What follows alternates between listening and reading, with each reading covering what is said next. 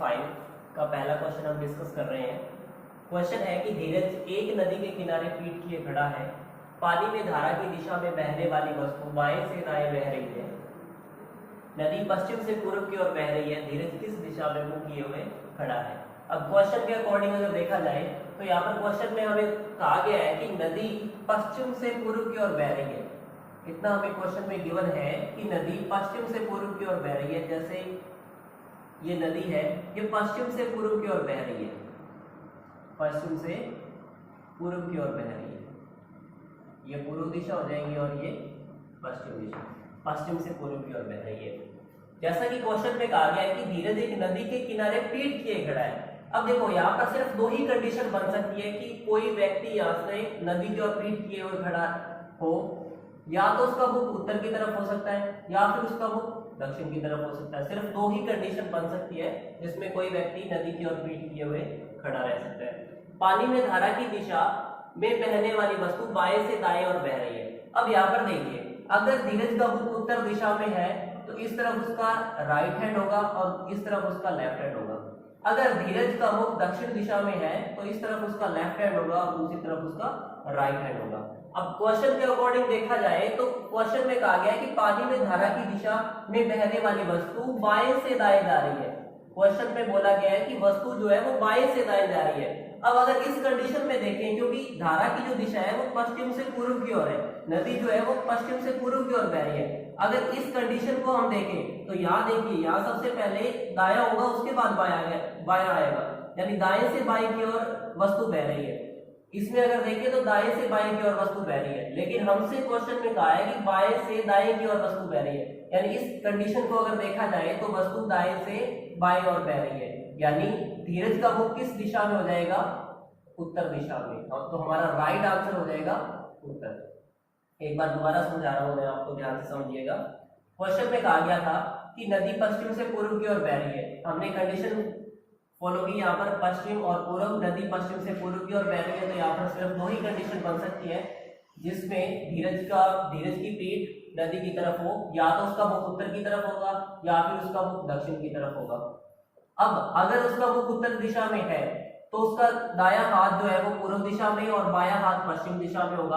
अगर धीरज का मुख दक्षिण दिशा में है तो उसका बायां हाथ पूर्व दिशा में और दायां हाथ पश्चिम दिशा में होगा। क्वेश्चन में हमसे कहा गया है कि बाएं से दाएं कोई भी वस्तु धीरज के बाएं से दाएं बह रही है, यानी इस कंडीशन को फॉलो कर रही है, बाएं से दाएं और बह रही है। तो धीरज का मुख किस दिशा में होगा? धीरज का मुख उत्तर दिशा में होगा। अगर हम इस कंडीशन को देखें तो वस्तु जो है वो यहाँ से दाएं से बाएं जा रही है, तो ये हमारे लिए कंडीशन नहीं हो सकती। तो राइट आंसर हो जाएगा हमारा उत्तर दिशा, हमारा राइट आंसर हो जाएगा। तो धीरज का मुख उत्तर दिशा में है। उम्मीद है दोस्तों कि आपको क्वेश्चन अच्छे से समझ में आया होगा। अब नेक्स्ट क्वेश्चन देखते हैं।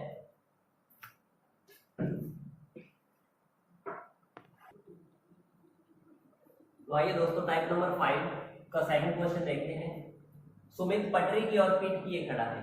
एक ट्रेन उसके बाईं ओर से दाईं ओर जा रही है। अगर ट्रेन का धुआं दक्षिण दिशा में जा रहा है तो सुमित का मुख किस दिशा में है?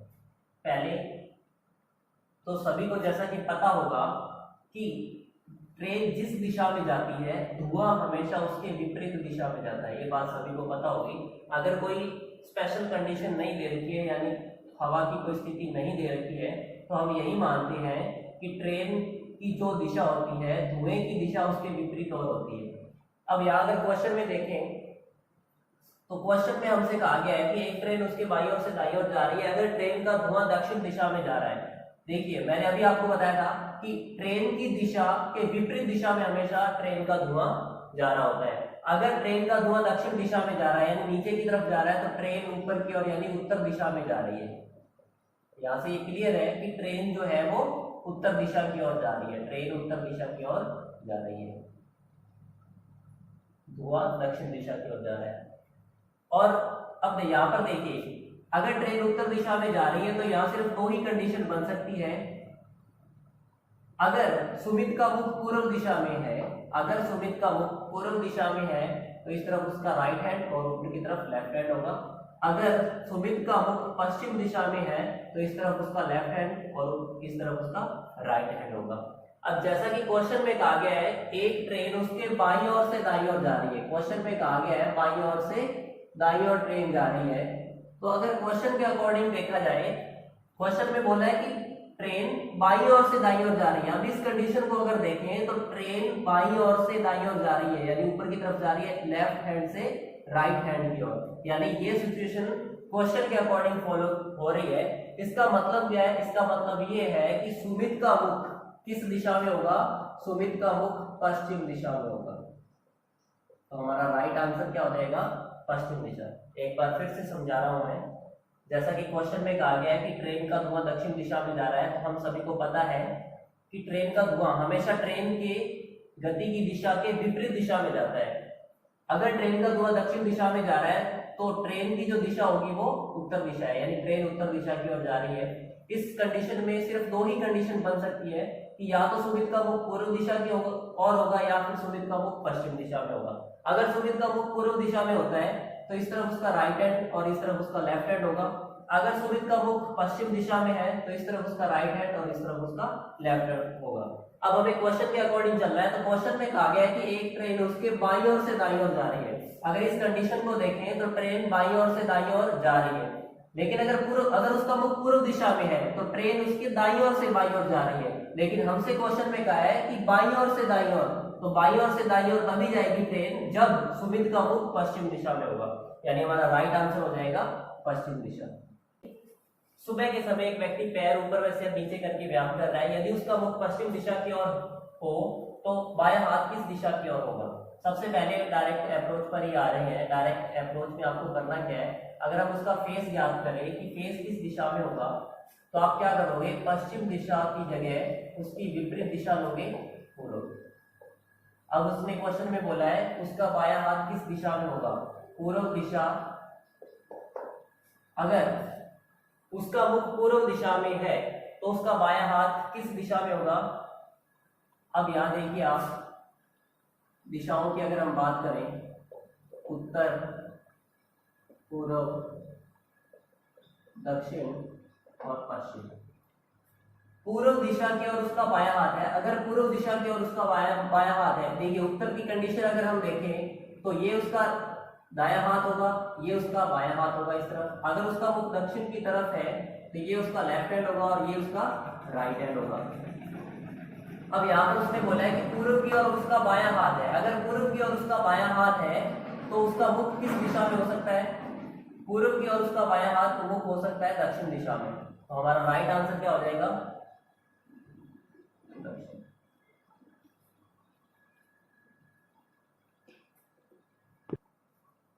आइए दोस्तों, टाइप नंबर 5 का थर्ड क्वेश्चन देखते हैं कि सुबह के समय एक व्यक्ति पैर ऊपर से नीचे करके व्यायाम कर रहा है। यदि उसका मुख पश्चिम दिशा की ओर हो तो उसका बायां हाथ किस दिशा में होगा?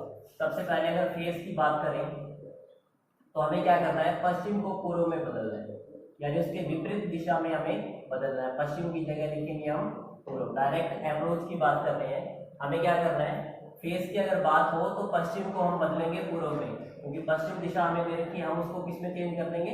पूर्व दिशा में।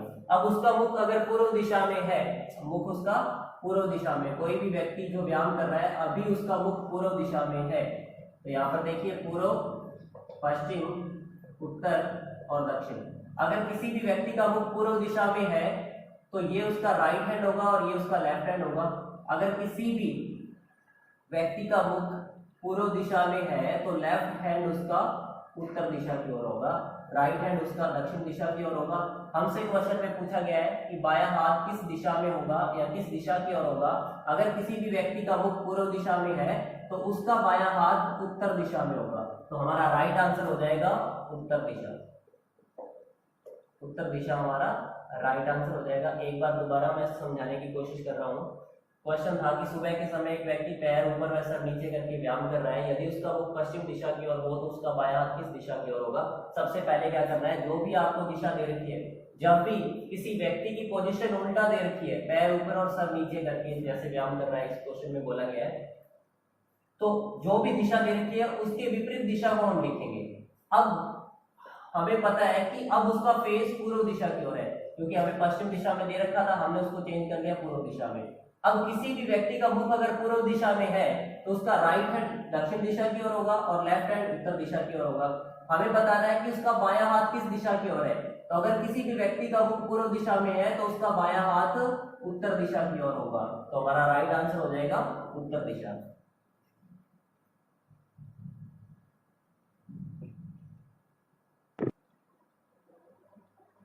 आइए दोस्तों टाइप नंबर 6 डिस्कस करते हैं। पहला क्वेश्चन है कि यदि दक्षिण पूर्व को पूर्व कहा जाता है, उत्तर पश्चिम को पश्चिम कहा जाता है, दक्षिण पश्चिम को दक्षिण कहा जाता है और इसी प्रकार आगे भी, तो हम उत्तर को क्या कहेंगे? यानी कौन सी ऐसी दिशा होगी जो उत्तर को इंगित करेगी, उत्तर को दर्शाएगी। अगर मैं आपको डायग्राम बनाकर इसको सॉल्व करें तो आपको समझना आसान होगा। ये हमारे लिए उत्तर दिशा, दक्षिण दिशा, पूर्व दिशा, पश्चिम दिशा, इनके बीच में जो दिशाएं हैं उत्तर पूर्व दिशा, इस तरफ उत्तर पश्चिम दिशा, दक्षिण पश्चिम दिशा, दक्षिण पूर्व दिशा।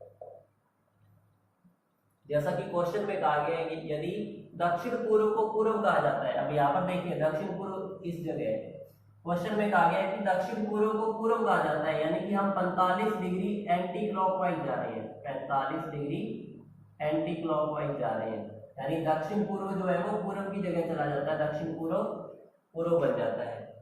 उत्तर पश्चिम को पश्चिम कहा जाता है। देखिए वैसे हमारा जो क्वेश्चन है वो इतनी सी स्टेटमेंट से ही हल हो जाएगा, क्योंकि एक बार जो स्टेटमेंट में कह दिया जाए 45 डिग्री एंटी क्लॉकवाइज या फिर 45 डिग्री क्लॉकवाइज, 90 डिग्री क्लॉकवाइज या फिर 90 डिग्री एंटी क्लॉकवाइज, जो भी यहाँ पर एक बार स्टेटमेंट में या पहली स्टेटमेंट में जो भी डायरेक्शन हमें दे दी जाए या जिस दिशा में वो मूव कर रहा है, चाहे वो एंटी क्लॉकवाइज हो चाहे वो क्लॉकवाइज हो, तो हम सीधा ही आंसर निकाल सकते हैं कि उत्तर को क्या कहेंगे। हम यहाँ पर देखिए दक्षिण पूर्व से हम 45 डिग्री एंटी क्लॉकवाइज चल रहे हैं, तो पूर्व दिशा की ओर आ गए, तो हमें भी क्या करना है, उत्तर को क्या कहेंगे, तो उत्तर में भी हमें 45 डिग्री एंटी क्लॉकवाइज चल रहा है। जब उत्तर दिशा से 45 डिग्री एंटी क्लॉकवाइज चलेंगे तो दिशा आ जाएगी उत्तर पश्चिम, यानी हमारा राइट आंसर हो जाएगा उत्तर पश्चिम।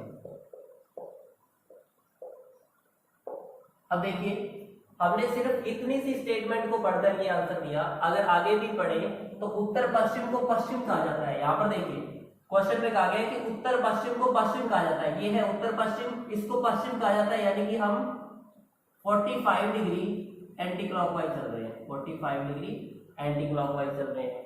दक्षिण पश्चिम को दक्षिण कहा जाता है, ये है दक्षिण पश्चिम, दक्षिण पश्चिम को दक्षिण कहा जाता है, यानी 45 डिग्री एंटी क्लॉकवाइज।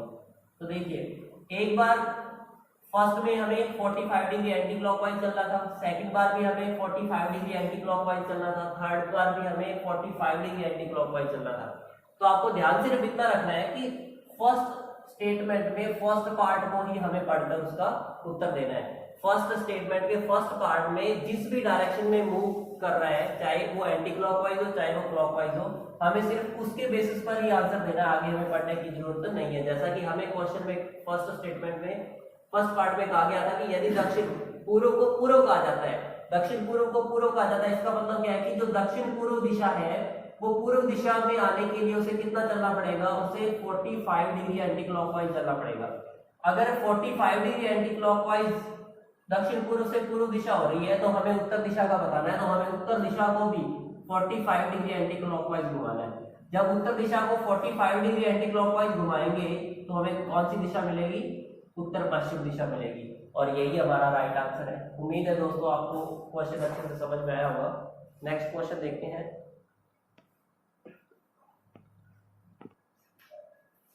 आइए दोस्तों नेक्स्ट क्वेश्चन डिस्कस करते हैं। क्वेश्चन है कि यदि दक्षिण पूर्व को उत्तर द्वारा बदल दिया जाए, उत्तर पूर्व को पश्चिम और इसके बाद इसी प्रकार आगे भी, तो पश्चिम क्या बन जाएगा। यहाँ पर डायग्राम से समझते हैं, वैसे आप इसका वर्बली भी आंसर दे सकते हैं। ये हमारे लिए दिशा उत्तर, दक्षिण, पूर्व, पश्चिम, इनके बीच की जो दिशाएं होगी उत्तर पूर्व, दक्षिण पूर्व, दक्षिण पश्चिम, उत्तर पश्चिम। क्वेश्चन में कहा गया है यदि दक्षिण पूर्व को उत्तर द्वारा बदल दिया जाए, दक्षिण पूर्व को उत्तर द्वारा बदल दिया जाए, तो यहाँ पर देखिए अब दक्षिण पूर्व को उत्तर द्वारा बदलने का मतलब है कि दक्षिण पूर्व उत्तर की जगह चला जाएगा, यानी ये कितना मूव होगा 45 डिग्री ये, और उत्तर और पूर्व के बीच में 90 डिग्री है, यानी कि हम 135 डिग्री एंटी क्लॉकवाइज चल रहे हैं। 135 डिग्री एंटी क्लॉकवाइज चलेंगे तो जो दक्षिण पूर्व है वो उत्तर की जगह चला जाएगा। अब आगे क्वेश्चन में कहा गया है उत्तर पूर्व को पश्चिम, उत्तर पूर्व को पश्चिम, तो यहाँ पर देखिए उत्तर पूर्व दिशा, इसको पश्चिम द्वारा बदल दिया जाता है, यानी उत्तर पूर्व किसकी जगह चला जाएगा, पश्चिम की जगह चला जाएगा। तो ये भी कितना मूव होगा 135 डिग्री एंटी क्लॉकवाइज। जैसा कि मैंने आपको पिछले क्वेश्चन में भी बताया था, हम सिर्फ स्टेटमेंट के फर्स्ट पार्ट द्वारा ही आंसर दे सकते हैं, इससे आगे हमें पढ़ने की जरूरत है नहीं। क्वेश्चन में हमसे पूछा है कि पश्चिम क्या बन जाएगा, पश्चिम। अब देखिए प्रत्येक में हम 135 डिग्री एंटी क्लॉकवाइज घूम रहे हैं, तो पश्चिम को भी हमें क्या करना है 135 डिग्री एंटी क्लॉकवाइज घुमाना है। जब इसको 135 डिग्री एंटी क्लॉकवाइज घुमाएंगे तो देखिए यहाँ पर 90 डिग्री का एंगल बन रहा है और 45 डिग्री का एंगल यहाँ बन रहा है, यानी कि दक्षिण पूर्व जो दिशा है पश्चिम क्या बन जाएगा, तो पश्चिम दक्षिण पूर्व बन जाएगा। हमारा राइट आंसर बन जाएगा दक्षिण पूर्व, ये हमारा राइट आंसर होगा। एक बार दोबारा समझा रहा हूं मैं आपको, यदि दक्षिण पूर्व को उत्तर द्वारा बदल दिया जाए, उत्तर पूर्व को पश्चिम और इसके बाद इसी प्रकार आगे भी, तो पश्चिम क्या बन जाएगा। तो देखिए यहाँ पर दक्षिण पूर्व को उत्तर द्वारा बदल दिया जाता है, यानी इसकी मूवमेंट कितनी है 135 डिग्री एंटी क्लॉकवाइज है। जब ये 135 डिग्री एंटी क्लॉकवाइज है तो हम वैसे ही सोच सकते हैं कि पश्चिम दिशा से हमें 135 डिग्री एंटी क्लॉकवाइज चलना है। जब हम पश्चिम दिशा से 135 डिग्री एंटी क्लॉकवाइज चलेंगे तो कौन सी दिशा आ जाएगी, दक्षिण पूर्व दिशा आ जाएगी, और यही हमारा राइट आंसर है। नेक्स्ट क्वेश्चन देखते हैं। आइए दोस्तों टाइप नंबर 6 का थर्ड क्वेश्चन देखते हैं। अब यहाँ पर देखिए जो हमने पहला और दूसरा क्वेश्चन किया है उससे ये क्वेश्चन डिफरेंट है। पहला और दूसरा क्वेश्चन में हमसे लास्ट में क्या पूछा जाता था, हमसे ये पूछा जाता था कि उत्तर को क्या कहेंगे।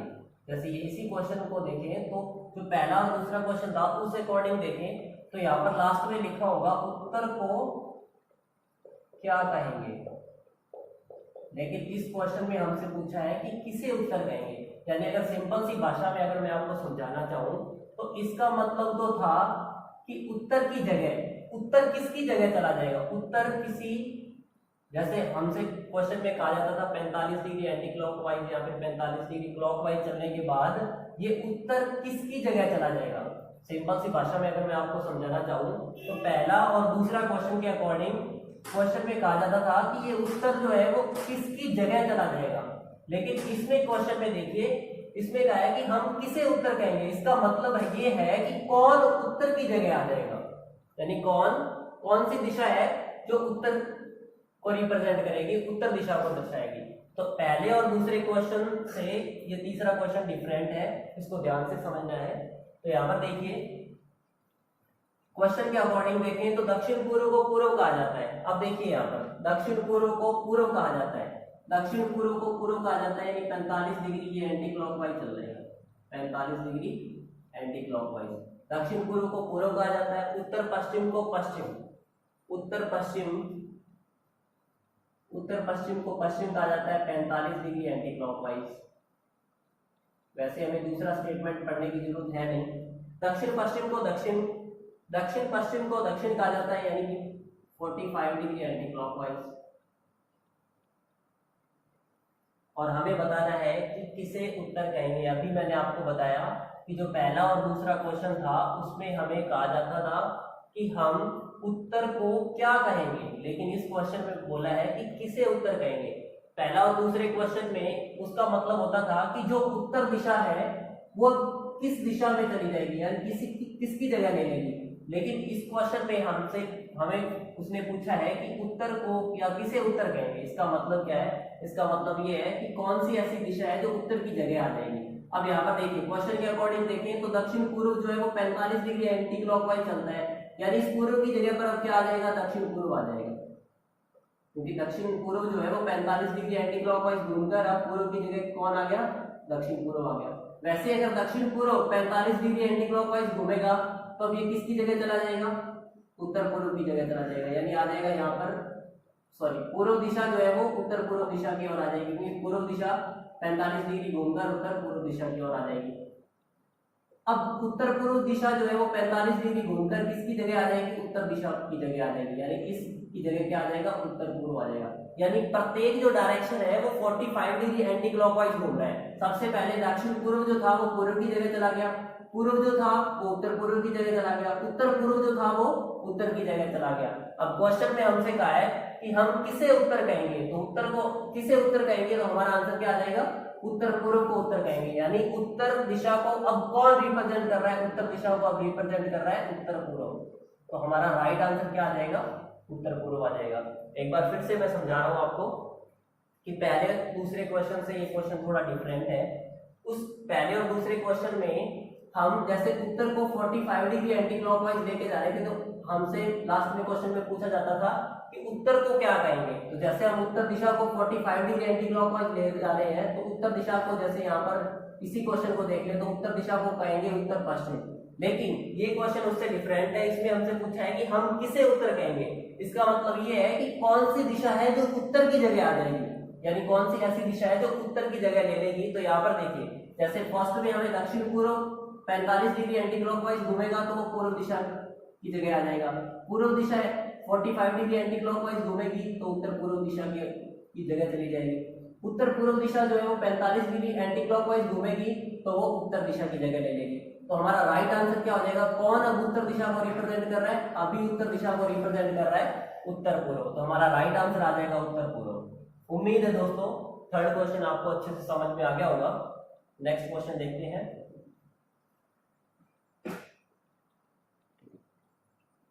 आइए दोस्तों टाइप नंबर 4 के फोर्थ क्वेश्चन को देखते हैं। क्वेश्चन है कि यदि घड़ी में 3 बज रही है और मिनट की सुई उत्तर पूर्व दिशा को दर्शा रही है तो घंटे की सुई किस दिशा में होगी। तो देखिए, जब भी घड़ी में 3 बजते हैं तो घंटे की सुई 3 की तरफ और मिनट वाली सुई यहाँ 12 पर होगी। अब क्वेश्चन में हमसे ये कहा गया है कि मिनट वाली सुई उत्तर दिशा और ये घंटे वाली सुई पूर्व दिशा की होगी। क्वेश्चन में कहा गया है कि मिनट की सुई उत्तर पूर्व दिशा को दर्शा रही है। अब देखिए, मिनट की सुई उत्तर पूर्व दिशा को दर्शा रही है। यहाँ इस डायग्राम में देखिए, मिनट की सुई होती उत्तर दिशा में है, लेकिन वो दर्शा किस दिशा में रही है, उत्तर पूर्व दिशा को दर्शा रही है। उत्तर पूर्व दिशा को दर्शाने का मतलब 45 डिग्री क्लॉकवाइज मूव हो रहा है। 45 डिग्री क्लॉकवाइज घूमेगी तो वो उत्तर पूर्व दिशा को दर्शाएगी। हमें बताना है कि घंटे की सुई किस दिशा की ओर होगी। अब यहाँ पर देखिए, अगर मिनट की सुई 45 डिग्री क्लॉकवाइज घूम रही है तो घंटे की सुई भी 45 डिग्री क्लॉकवाइज घूमेगी। अभी घंटे की सुई पूर्व दिशा में है, जैसा कि मैंने अभी आपको बताया, यहाँ घंटे की सुई अगर पूर्व दिशा में है तो ये 45 डिग्री जब क्लॉकवाइज घूमेगी तो अब कौन सी दिशा में होगी, दक्षिण पूर्व दिशा में होगी। तो हमारा राइट आंसर क्या आ जाएगा, दक्षिण पूर्व आ जाएगा, दक्षिण पूर्व दिशा। एक बार दोबारा समझाने की कोशिश कर रहा हूँ। जैसा कि क्वेश्चन में कहा गया है कि घड़ी में 3 बज रहे हैं, 3 बजने का मतलब घंटे वाली जो सुई है वो पूर्व दिशा की ओर और मिनट वाली सुई उत्तर दिशा की ओर है। लेकिन क्वेश्चन में हमसे ये कहा गया है कि मिनट की सुई उत्तर पूर्व दिशा को दर्शा रही है। अभी ये मिनट की सुई उत्तर दिशा में नहीं है, उत्तर पूर्व दिशा में है। वास्तव में उत्तर दिशा में होती है, लेकिन अभी उत्तर पूर्व दिशा को दर्शा रही है। इसका मतलब 45 डिग्री क्लॉकवाइज मूव हो रही है। वैसे ही देखिए, हमें घंटे की सुई की दिशा बतानी है तो हम इस घंटे की सुई को 45 डिग्री क्लॉकवाइज घुमा देंगे। जब इसको 45 डिग्री क्लॉकवाइज घुमाएंगे तो कौन सी दिशा आ जाएगी, दक्षिण पूर्व दिशा आ जाएगी। तो हमारा राइट आंसर आ जाएगा दक्षिण पूर्व। अब एक क्वेश्चन और ले लीजिए। जैसे क्वेश्चन में आपसे कह दिया जाए कि घड़ी में अभी 9 का समय हो रहा है, 9 बज रहे हैं, ये उत्तर दिशा और ये पूर्व पश्चिम दिशा। घड़ी में 9 बजे का समय हो रहा है, घंटे वाली सुई 9 पर, मिनट वाली सुई 12 पर। अगर आपको क्वेश्चन में कह दिया जाए कि घंटे वाली सुई अगर उत्तर दिशा को दर्शा रही है, घंटे वाली सुई, क्वेश्चन में कह दिया जाए कि घंटे वाली सुई अगर उत्तर दिशा को दर्शा रही है तो मिनट वाली सुई किस दिशा में होगी। अब देखिए क्वेश्चन में, अभी वास्तव में देखिए तो पश्चिम दिशा में होती है घंटे वाली सुई। क्वेश्चन में कहा गया है कि घंटे वाली सुई उत्तर दिशा को दर्शा रही है। इसका मतलब पश्चिम दिशा से उत्तर दिशा में जाने के लिए उसे 90 डिग्री एंटी क्लॉकवाइज घूमना पड़ेगा, सॉरी 90 डिग्री क्लॉकवाइज घूमना पड़ेगा, 90 डिग्री क्लॉकवाइज जाना पड़ेगा। अब हमें बताना है कि मिनट वाली सुई किस दिशा में होगी। अगर घंटे वाली सुई 90 डिग्री क्लॉकवाइज घूम रही है तो मिनट वाली सुई भी कितना घूमेगी, कितना मूव करेगी, 90 डिग्री क्लॉकवाइज मूव करेगी। अभी उत्तर दिशा में है मिनट वाली सुई, ये भी अगर ये सुई अगर 90 डिग्री क्लॉकवाइज घूमेगी तो अभी कौन सी दिशा में आ जाएगी, 90 डिग्री क्लॉकवाइज जब घूमेगी तो कौन सी दिशा में आ जाएगी, पूर्व दिशा में आ जाएगी।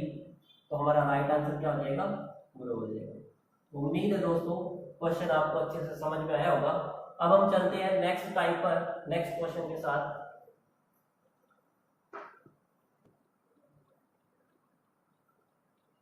तो आइए दोस्तों टाइप नंबर 7 डिस्कस कर रहे हैं। ये टाइप जो है वो शैडो यानी परछाई से संबंधित है। इसमें कोई भी दो व्यक्ति जो आपस में बातचीत कर रहे होते हैं, एक व्यक्ति की परछाई हमें बता रखी होती है कि एक व्यक्ति की परछाई दूसरे व्यक्ति के या फिर खुद के ही बाईं या दाईं ओर हो, तो हमें बताना होता है किसी भी व्यक्ति का मुख किस दिशा में है।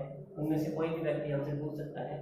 तो सबसे पहले आप समझिए कि मॉर्निंग के समय यानी सुबह के समय, सुबह के समय जो परछाई होती है वो किस दिशा में होती है, सुबह के समय जो परछाई होती है वो किस दिशा की ओर होती है। तो आप कहेंगे सुबह के समय सूरज उगता है पूर्व से, तो परछाई बनती है उसकी पश्चिम दिशा की ओर। वैसे ही शाम को इवनिंग के समय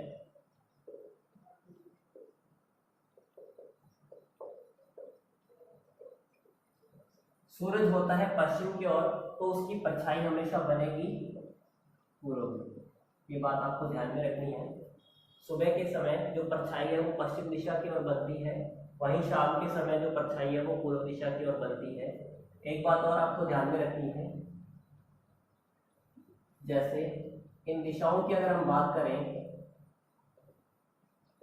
तो अगर किसी भी व्यक्ति का मुख उत्तर दिशा की ओर है, अगर किसी भी व्यक्ति का मुख उत्तर दिशा की ओर है तो उसका दायां हाथ पूर्व दिशा में, बायां हाथ पश्चिम दिशा की ओर होगा। ये आपको ध्यान में रखना है। अगर किसी भी व्यक्ति का मुख दक्षिण दिशा की ओर है, किसी भी व्यक्ति का मुख अगर दक्षिण दिशा की ओर है तो आपको हमेशा ध्यान में रखना है कि उसका दायां हाथ उसका बायां हाथ पूर्व दिशा में और दायां हाथ उसका पश्चिम दिशा में होगा। ये बात आपको ध्यान में रखनी है। अब इस क्वेश्चन पर चलते हैं। तो क्वेश्चन में कहा गया, अब देखिए इस क्वेश्चन में इस क्वेश्चन के स्टेटमेंट में हर लाइन अपना एक मैटर रखती है। जैसे यहाँ पर क्वेश्चन में कहा गया है कि सुबह के समय यानी मॉर्निंग के वक्त की बात हो रही है, तो अभी मैंने बताया कि सुबह के समय जो परछाई बनेगी वो पश्चिम दिशा में बनेगी। तो क्वेश्चन पे देखते हैं कि सुबह के समय दो मित्र आनंद और रवि आपस में आमने सामने बातचीत कर रहे हैं। यदि उस समय आनंद की परछाई रवि के बाईं ओर पड़ रही है तो आनंद का मुख किस दिशा में होगा। हम डायरेक्ट अप्रोच पर चलते हैं। डायरेक्ट अप्रोच क्या होगी हमारे लिए, सबसे पहले आपको उस व्यक्ति का नाम लिखना है यहाँ जिसके परछाई बाएं या दाएं पड़ रही है। उस व्यक्ति का नाम हमें यहाँ लिखना है जिसके परछाई दाएं या बाएं पड़ रही है। फिर आगे हमें उस व्यक्ति के लिखना है कि दाएं परछाई पड़ रही है या फिर बाएं परछाई पड़ रही है, यानी उसके व्यक्ति के हैंड लेफ्ट और राइट के बारे में लिखना है। उसके बाद हमें पता लगाना है कि किस समय की बात की जा रही है, सुबह का समय है या फिर शाम का समय। जैसा कि मैंने अभी आपको बताया कि सुबह के समय जो परछाई होती है वो पश्चिम दिशा में और शाम के समय परछाई जो होती है वो पूर्व दिशा में बनती है। तो यहाँ पर हमें लिखनी है शैडो। वो आपको क्वेश्चन से पता चल जाएगा कि सुबह का वक्त की अगर बात हो तो आपको पश्चिम और अगर शाम के वक्त की बात हो तो आपको पूर्व लिखना है यहाँ पर। अब इस क्वेश्चन पर आते हैं। तो क्वेश्चन में देखिए जैसा कि अभी मैंने बताया यहाँ पर उस पर्सन का नाम आएगा जिसके परछाई बाईं या फिर दाईं ओर पड़ रही है। तो यहाँ पर देखिए इस क्वेश्चन में बोला गया कि आनंद की परछाई, जिसकी परछाई की बात हो रही है उससे हमें कोई मतलब नहीं है। हमें मतलब है तो उस व्यक्ति से जिसके बाईं या दाईं ओर परछाई पड़ रही है। तो यहाँ पर व्यक्ति कौन है, वो रवि। और क्वेश्चन में कहा गया है कि रवि के बाईं ओर परछाई पड़ रही है, रवि के बाईं ओर, यानी रवि के लेफ्ट हैंड की बात हो रही है। रवि का लेफ्ट हैंड जो है। अब शैडो की अगर हम बात करें तो सुबह का समय है, सुबह के समय मैंने बताया था जो परछाई है वो यहाँ इस दिशा में बनेगी, या तो ईस्ट में या फिर वेस्ट में। तो हम किसकी बात कर रहे हैं, सुबह के समय की बात कर रहे हैं, तो परछाई होगी पश्चिम में यानी कि वेस्ट में। अब देखिए, अब इसका मतलब क्या है, इसका मतलब ये है कि रवि का जो बायां हाथ है वो पश्चिम दिशा में है। इसका मतलब क्या है, इसका मतलब ये है कि रवि का जो बायां हाथ है वो पश्चिम दिशा में है। अगर देखो रवि का बायां हाथ पश्चिम दिशा में है, तो अब देखो मैंने आपको दो कंडीशन बताई थी। अगर किसी भी व्यक्ति का मुख उत्तर दिशा में है तो उसका जो दायां हाथ होगा वो पूर्व दिशा में होगा, उसका बायां हाथ पश्चिम दिशा में होगा। अगर किसी भी व्यक्ति का मुख दक्षिण दिशा में है तो उसका बायां हाथ पूर्व दिशा में और दायां हाथ पश्चिम दिशा में होगा। अब देखिए क्वेश्चन के अकॉर्डिंग देखें तो रवि का जो बायां हाथ है वो पश्चिम दिशा में है। रवि का बायां हाथ अगर पश्चिम दिशा में है तो कौन सी कंडीशन फॉलो हो सकती है, रवि का बायां हाथ पश्चिम दिशा में। अब देखिए यदि रवि का मुख उत्तर की ओर है तो उसका बायां हाथ पश्चिम दिशा में होगा, जैसा कि हमने क्वेश्चन से पता लगाया कि रवि का बायां हाथ पश्चिम दिशा में। तो रवि का अगर मुख उत्तर दिशा में है तभी ये पॉसिबल हो सकता है कि उसका बायां हाथ पश्चिम दिशा में हो। तो हम कह सकते हैं कि रवि का जो मुख है वो किस दिशा में है, रवि का मुख अभी उत्तर दिशा में है। रवि का मुख किस दिशा में है, हमें तो बताना है कि आनंद का मुख किस दिशा में है। तो जैसा कि क्वेश्चन में कहा गया है कि आनंद और रवि आपस में आमने सामने बातचीत कर रहे हैं, यानी फेस टू फेस बात हो रही है, आमने सामने बात हो रही है, एक दूसरे की ओर मुख किए हुए बात हो रही है। यदि रवि का मुख उत्तर दिशा में है तो जाहिर सी बात है कि आनंद का मुख किस दिशा में होगा, उसके सामने ही यानी उसके विपरीत। और जैसे उत्तर दिशा में अगर रवि का मुख है तो आनंद का मुख दक्षिण दिशा में होगा। तो हमारा राइट आंसर क्या आ जाएगा, दक्षिण दिशा। आनंद का मुख किस दिशा में होगा, आनंद का मुख दक्षिण दिशा में होगा। अगर ये क्वेश्चन में पूछा जाए कि रवि का मुख किस दिशा में होगा तो आप बता सकते हैं उत्तर दिशा में होगा। एक बार दोबारा क्वेश्चन को समझा रहा हूं मैं आपको। जैसा कि आपको ध्यान में रखना है कि सुबह के समय जो परछाई बनती है वो पश्चिम दिशा में बनती है, वैसे ही शाम के समय परछाई पूर्व दिशा में बनती है। एक बात और आपको ध्यान में रखनी है, यदि किसी भी व्यक्ति का मुख उत्तर दिशा में है तो उसका दायां हाथ पूर्व दिशा में, बायां हाथ पश्चिम दिशा में होगा। अगर किसी भी व्यक्ति का मुख दक्षिण दिशा में है तो उसका बायां हाथ पूर्व दिशा में और दायां हाथ पश्चिम दिशा में होगा। ये बात आपको ध्यान में रखनी है। और उसके बाद में क्वेश्चन के अकॉर्डिंग देखना है कि सबसे पहले मैंने आपको बताया यहाँ पर उस पर्सन का नाम लिखना है जिसके दाएं या फिर बाएं परछाई बन रही है। तो यहाँ इस क्वेश्चन में बोला गया है कि रवि के बाएं या दाएं की बात हो रही है, रवि के बाएं और परछाई पड़ रही है, यानी हम यहाँ पर लिखेंगे रवि। आगे हमें लिखना है उसके दाएं या फिर बाएं की बात हो रही है, तो यहाँ पर बोला गया है बाएं और परछाई बन रही है, यानी बाएं हाथ की तरफ बात की जा रही है। यहाँ पर हमें लिखना है शैडो यानी परछाई। तो मैंने अभी आपको बताया था कि सुबह के समय पश्चिम में और शाम के समय पूर्व में, यानी वेस्ट और ईस्ट चूज करना है। यहाँ पर जैसा कि क्वेश्चन में लिखा गया है कि सुबह के समय की बात हो रही है, तो मैंने अभी आपको बताया कि सुबह के समय जो परछाई है वो पश्चिम में होती है, तो यहाँ पर हम लिखेंगे। अब इसका मतलब क्या है, इसका मतलब मैं यहाँ पर आपको समझा रहा हूँ। इसका मतलब क्या है कि रवि का जो बायां हाथ है वो अभी पश्चिम दिशा में है, रवि का बायां हाथ पश्चिम दिशा में है। जैसा कि मैंने पहले अभी आपको बताया है कि अगर किसी व्यक्ति का मुख उत्तर दिशा में है, अगर किसी भी व्यक्ति का मुख उत्तर दिशा में है तो उसका जो बायां हाथ है वो कौन सी दिशा में होगा, उसका बायां हाथ पश्चिम दिशा में होगा। अगर किसी भी व्यक्ति का मुख उत्तर दिशा में है तो उसका बायां हाथ पश्चिम दिशा में होगा।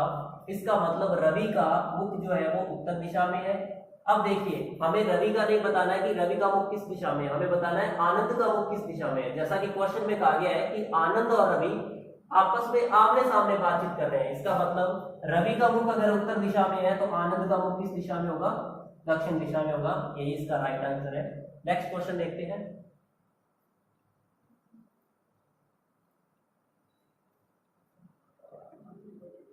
आइए दोस्तों नेक्स्ट क्वेश्चन देखते हैं। Question number second, type number 7। Question में कहा गया है कि शाम के समय दो मित्र भीम व पवन आपस में आमने सामने बातचीत कर रहे हैं। यदि उस समय भीम की परछाई पवन की दाईं ओर पड़ रही है तो भीम का मुख किस दिशा की ओर है। जैसा कि हमने पिछले क्वेश्चन में पढ़ा था, यहाँ उस व्यक्ति का नाम लिखना है जिसके परछाई दाएं या बाएं बन रही है। तो यहाँ पर वो व्यक्ति कौन है, यहाँ पर व्यक्ति पवन है। पवन के परछाई बन रही है दाईं ओर, यहाँ पर हमें लिखना है लेफ्ट या राइट हैंड, तो राइट हैंड की बात हो रही है। आगे हमें शेडो लिखनी है कि शाम की बात हो रही है या फिर सुबह की बात हो रही है। तो क्वेश्चन में हमें क्लियर बता रखा है कि शाम के समय की बात हो रही है, और जैसा कि मैंने आपको बताया था कि शाम के समय जो परछाई है वो पूर्व दिशा में बनती है, ईस्ट में बनती है। अब इससे हमें क्या पता चलता है? इससे हमें यह पता चलता है कि पवन का जो दायां हाथ है वो पूर्व दिशा की ओर है। पवन का दायां हाथ पूर्व दिशा की ओर है, जैसा कि मैंने आपको बताया था उत्तर और दक्षिण दिशा में अगर किसी भी व्यक्ति का दायां हाथ पूर्व दिशा में है, बायां हाथ पश्चिम दिशा में है, तो उसका मुख उत्तर दिशा में होगा। अगर किसी भी व्यक्ति का बायां हाथ पूर्व दिशा में और दायां हाथ पश्चिम दिशा में हो तो उसका मुख दक्षिण दिशा में होगा। अब इससे हम क्या पता लगा रहे हैं? पवन का जो दायां हाथ है वो पूर्व दिशा में है। अब पवन का दायां हाथ अगर पूर्व दिशा में है, पवन का दायां हाथ पूर्व दिशा में है, तो उसका मुख किस दिशा में है? उसका मुख उत्तर दिशा में है। लेकिन क्वेश्चन में हमसे पूछा है भीम का मुख किस दिशा में है। जैसा कि क्वेश्चन में कहा गया है ये दोनों आपस में आमने सामने बातचीत कर रहे हैं, तो इससे क्लियर है कि भीम का मुख उसके अपोजिट साइड, अपोजिट डायरेक्शन में होगा, यानी कि दक्षिण दिशा में होगा।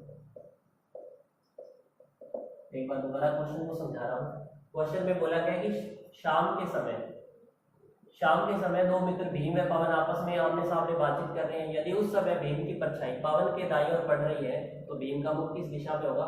सबसे पहले मैंने बताया था उस पर्सन का नाम यहाँ लिखना है जिसके दाएं या बाएं परछाई की बात हो रही है। तो पवन वो व्यक्ति है जिसके परछाई दाईं ओर बन रही है। और समय की अगर बात की जाए तो शाम के समय की बात की जा रही है, तो शाम के समय जो परछाई है वो पूर्व दिशा में बनती है। इससे हमें पता चल रहा है कि पवन का जो दायां हाथ है वो पूर्व दिशा की ओर है। अगर पवन का दायां हाथ पूर्व दिशा में है तो उसका मुख उत्तर दिशा में होगा। पवन का मुख किस दिशा में होगा? उत्तर दिशा में होगा। लेकिन हमसे क्वेश्चन में भीम का मुख पूछा है कि भीम का मुख किस दिशा में है, तो भीम का मुख जस्ट अपोजिट साइड में, अपोजिट डायरेक्शन में होगा। अगर पवन का मुख उत्तर दिशा में है तो भीम का मुख दक्षिण दिशा में होगा। यही हमारा राइट आंसर है। उम्मीद है दोस्तों क्वेश्चन नंबर 2 आपको अच्छे से समझ में आया होगा। नेक्स्ट क्वेश्चन डिस्कस कर रहे हैं। आइए दोस्तों क्वेश्चन नंबर 3 देखते हैं। क्वेश्चन नंबर 3 है कि सुबह के समय दो मित्र धीरज व सुरेश आपस में आमने सामने बातचीत कर रहे हैं। यदि उस समय सुरेश की परछाई उसके दाईं ओर पड़ रही है तो धीरज का मुख किस दिशा की ओर है? जैसा कि मैंने आपको बताया था सबसे पहले उस पर्सन का नाम यहाँ लिखना है जिसके परछाई दाएं या बाएं बन रही है। अब ध्यान रखें इस क्वेश्चन में हमें कहा है कि सुरेश की परछाई उसके दाईं ओर है, यानी सुरेश के ही दाईं ओर बन रही है। तो यहाँ पर उसी व्यक्ति का नाम आएगा जिसके बाएं या दाएं परछाई बन रही है। तो सुरेश ही वो व्यक्ति है जिसकी परछाई उसी के दाईं ओर बन रही है, तो यहाँ हम नाम लिखेंगे सुरेश का। आगे हमें लिखना है लेफ्ट और या फिर राइट और बन रही है, तो यहाँ पर क्वेश्चन में लिखा हुआ है कि उसके दाईं ओर बन रही है, यानी उसके राइट हैंड की ओर बन रही है। आगे हमें लिखना है शैडो के बारे में कि शैडो किस दिशा में होगी। तो यहाँ पर देखिए क्वेश्चन में क्लियर बोला गया है कि सुबह के समय की बात हो रही है। तो सुबह के समय जैसा कि मैंने आपको बताया था सुबह के समय जो परछाई है वो पश्चिम दिशा में होती है। अब यहां से क्या पता चल रहा है? यहां से पता चल रहा है कि सुरेश का जो दायां हाथ है वो पश्चिम दिशा में है। सुरेश का दायां हाथ पश्चिम दिशा में है। जैसा कि मैंने आपको बताया था अगर सुरेश का मुख उत्तर दिशा में है तो उसका राइट हैंड पूर्व में, लेफ्ट हैंड पश्चिम में होगा। अगर सुरेश का मुख दक्षिण दिशा में है तो उसका लेफ्ट हैंड पूर्व में और राइट हैंड पश्चिम में होगा। अब जैसा कि क्वेश्चन से हमने पता लगाया कि सुरेश का जो दायां हाथ है वो पश्चिम दिशा में है। पश्चिम दिशा ये होगी और ये पूर्व दिशा है। तो सुरेश का दायां हाथ अगर पश्चिम दिशा में है तो उसका मुख किस दिशा में है? दक्षिण दिशा में है। तो हमने यहाँ से पता लगाया कि सुरेश का मुख किस दिशा में है? दक्षिण दिशा में है। लेकिन हमें ज्ञात करना है धीरज का मुख, कि धीरज का मुख किस दिशा की ओर है। तो जस्ट अपोजिट धीरज का मुख होगा, क्योंकि ये दोनों आमने सामने, आपस में आमने सामने बातचीत कर रहे हैं। तो धीरज का जो मुख होगा वो किस दिशा में होगा? धीरज का मुख उत्तर दिशा में होगा। एक बार फिर से मैं समझा रहा हूँ आपको। सुबह के समय की बात की जा रही है, इसका मतलब शैडो जो है वो पश्चिम दिशा में बनेगी। धीरज व सुरेश आपस में आमने सामने बातचीत कर रहे हैं। यदि उस समय सुरेश की परछाई उसी के दाई और बन रही है, यानी उस पर्सन का नाम यहाँ लिखना है जिसके दाई या बाई और परछाई बन रही हो। तो यहाँ पर क्वेश्चन में क्लियर कहा गया है कि सुरेश की परछाई उसी के दाई और बन रही है, सुरेश के ही दाई और बन रही है, तो यहाँ पर उस पर्सन का नाम आएगा सुरेश। अब इसके दाई और बन रही है यानी राइट हैंड की बात की जा रही है, और शैडो यानी परछाई किस दिशा में बनेगी, पश्चिम में बनेगी, क्योंकि सुबह के समय की बात की जा रही है। अब यहाँ से हमने पता लगाया कि सुदेश का जो दायां हाथ है वो पश्चिम दिशा में है। अगर सुदेश का दायां हाथ पश्चिम दिशा में है तो सुदेश का मुख किस दिशा में है, दक्षिण दिशा में। अगर सुदेश का मुख दक्षिण दिशा में है, हमें याद करना है धीरज का मुख किस दिशा में है। क्वेश्चन में क्लियरली कहा गया है कि आपस में आमने सामने बातचीत कर रहे हैं। इसका मतलब क्या है कि अगर सुदेश का मुख दक्षिण दिशा में है तो धीरज का मुख उसके अपोजिट यानी कि उत्तर दिशा में होगा। उम्मीद है दोस्तों ये क्वेश्चन आपको अच्छे से समझ में आया होगा। टाइप नंबर 7 हम कर चुके हैं, उम्मीद है कि आपको अच्छे से समझ में आया होगा। अब हम टाइप नंबर 8 डिस्कस करने जा रहे हैं।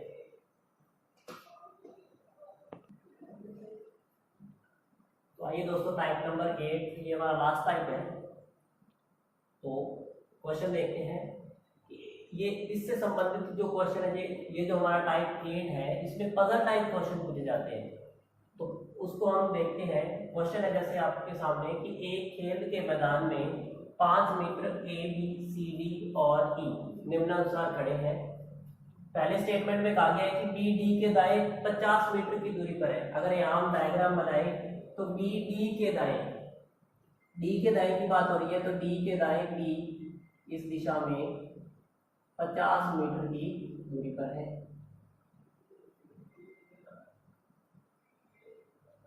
आगे क्वेश्चन में कहा गया है ए बी के दक्षिण में 60 मीटर की दूरी पर है।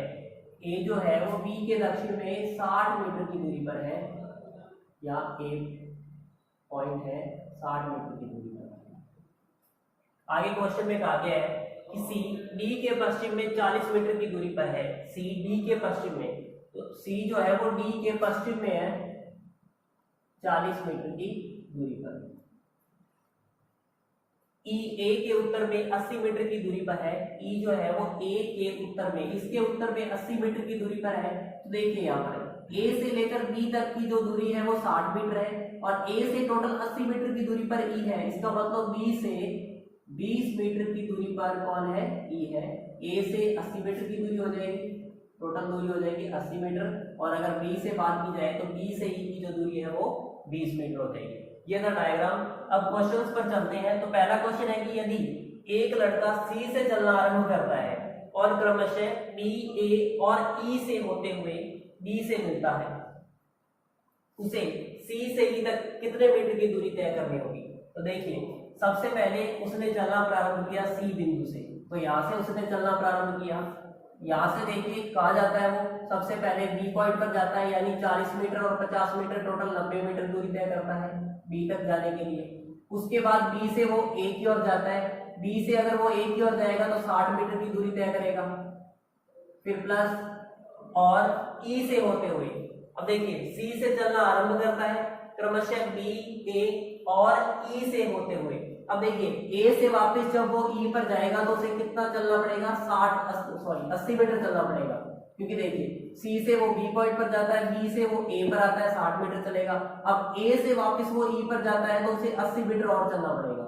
कितना चलना पड़ेगा, 80 मीटर और चलना पड़ेगा। अगर इन सभी को ऐड करें तो यहाँ पर कितना आ रहा है, 230 मीटर। अब देखिए ई बिंदु पर वो डी से मिलता है, यहाँ पर वो डी से मिल जाता है। हमें बताना है कि उसने सी से ई तक कितने मीटर की दूरी तय की। तो सी से चलना प्रारंभ किया और लास्ट में ई पर वो डी से मिल गया, यानी उसने 230 मीटर की टोटल दूरी ई सी से ई तक चलने में तय की। दूसरा क्वेश्चन है कि सी और ई के मध्य न्यूनतम दूरी कितनी है। अगर सी और ई के बीच न्यूनतम दूरी देखी जाए तो देखिए न्यूनतम दूरी हमेशा सीधी ऐसे दूरी हो सकती है, जिसमें हम पाइथागोरस प्रमेय का उपयोग कर सकते हैं, क्योंकि यहाँ पर 90 डिग्री का एंगल बन रहा है। अगर इस सी से लेकर बी तक की दूरी देखी जाए तो ये टोटल 90 मीटर बनेगी। बी से अगर ई तक की दूरी देखी जाए तो ये बनेगी 20 मीटर। अगर इसमें हम पाइथागोरस प्रमेय का उपयोग करते हैं, जैसे मैं यहाँ पर लिख रहा हूँ त्रिभुज सी बी और ई। त्रिभुज सी बी अगर बात करें तो सी और ई का स्क्वायर यानी खंड का स्क्वायर बराबर लंब का स्क्वायर यानी कि बीई का स्क्वायर प्लस में आधार का स्क्वायर यानी कि सीबी का स्क्वायर, सीबी का स्क्वायर। तो सीई का मान तो हमें ज्ञात ही करना है, सीई का स्क्वायर बराबर में बीई का मान हमारे पास कितना है, बीई का मान है हमारे पास 20, तो 20 का स्क्वायर करना है प्लस सीबी का मान हमारे पास है, सी से लेकर बी का मान है हमारे पास 90, तो 90 का स्क्वायर करेंगे। तो यहाँ पर देखिए सीई स्क्वायर का मान हमें ज्ञात करना है, 20 का स्क्वायर करेंगे 400 आ जाएगा प्लस में 90 का स्क्वायर करेंगे 8100 आ जाएगा। जब इन दोनों को ऐड करेंगे तो 8500 आ जाएगा। लेकिन यहाँ पर देखिए यहाँ से हम स्क्वायर को हटाएंगे क्योंकि हमें सिर्फ सीई का मान चाहिए। स्क्वायर को जब कैंसिल करेंगे तो इस तरफ वर्गमूल लग जाएगा। अब देखिए वर्गमूल से वही संख्या बाहर आती है जो पूर्ण वर्ग होती है। अगर मैं इस 8500 को लिखना चाहूँ तो हम लिखेंगे 100 गुणा 85, 100 गुणा 85 लिखेंगे। तो यहाँ पर देखिए सीई का मान हमें ज्ञात करना है, 100 जब ब्रैकेट से बाहर आएगा तो ये कितना बन जाएगा, 10 बन जाएगा और ये √85 वैसे का वैसे रह जाएगा, √85। अब यहाँ पर देखिए या हम इसको ऐसे भी लिख सकते हैं, अगर इस 8500 के हम टुकड़े करें तो या तो हम लिख सकते हैं 100 गुणा में 85, या हम इसको लिख सकते हैं, या इसके 85 के और टुकड़े नहीं हो सकते तो 100 को अगर हम बाहर निकालेंगे तो ये 10 बनेगा। सी की दूरी आ जाएगी 10 √85, तो सी से ई तक की जो दूरी है वो कितनी हो जाएगी, डायरेक्ट दूरी हो जाएगी 10 √85। अब आगे देखिए क्वेश्चन में, अब क्वेश्चन आगे सी पॉइंट बोला है उसने कि उस व्यक्ति के दक्षिण पूर्व में कौन है जो डी के बाएं है, उस व्यक्ति के दक्षिण पूर्व में कौन है जो डी के बाएं है। अब यहाँ देखिए डी के बाएं कौन है, अगर डी के बाएं की बात की जाए तो सी है। अब हमें बताना है कि सी के दक्षिण पूर्व में कौन है, ये दक्षिण दिशा है, ये उत्तर दिशा है और इधर पूर्व दिशा है और इस तरफ पश्चिम दिशा है। तो अगर क्वेश्चन में बोला है कि दक्षिण पूर्व में कौन है, सी के दक्षिण पूर्व की अगर बात की जाए तो सी के दक्षिण पूर्व में कौन है, ए है, यानी हमारा राइट आंसर कितना आ जाएगा, ए आ जाएगा। तो थर्ड क्वेश्चन जो है उसका आंसर क्या आ जाएगा, ए आ जाएगा। तो ये आपका लास्ट टाइप था, टाइप नंबर 8। उम्मीद है दोस्तों आपको अच्छे से समझ में आया होगा। हमने डायरेक्शन एंड डिस्टेंस में उन सभी टाइप्स के बारे में बात की जिनसे संबंधित एग्जाम में क्वेश्चन पूछे जाते हैं। उम्मीद है आप सभी को समझ में आया होगा। तो इसी के साथ मिलते हैं नेक्स्ट वीडियो में नेक्स्ट टॉपिक के साथ, तब तक के लिए धन्यवाद।